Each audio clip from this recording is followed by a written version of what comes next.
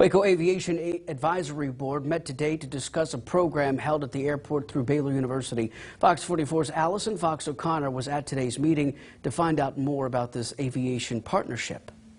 The Waco Regional Airport is partnering with Baylor University to potentially bring aviation students out here right on the tarmac to study plane crash modules. The Waco Aviation Advisory Board met today to discuss the continuation of talks with Baylor and the city as this project moves forward. The aviation students would be using an area of the airport to study mock plane crash sites. So students will come out and they will record, document, measure, just like they would if they were an NTSB GO team.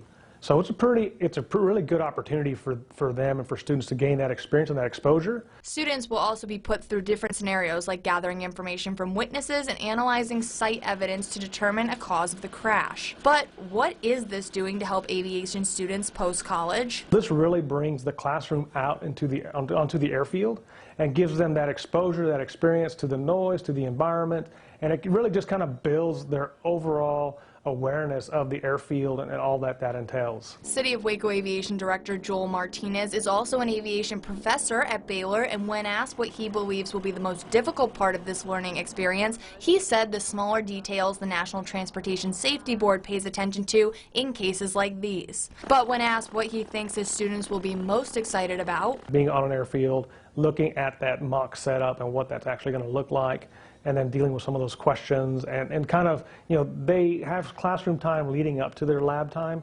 So, they already kind of have some guidance as to what they're looking for. Although the project has been approved by the airport, it is still awaiting approval from the city. In Waco, I'm Allison Fox O'Connor, Fox 44 News.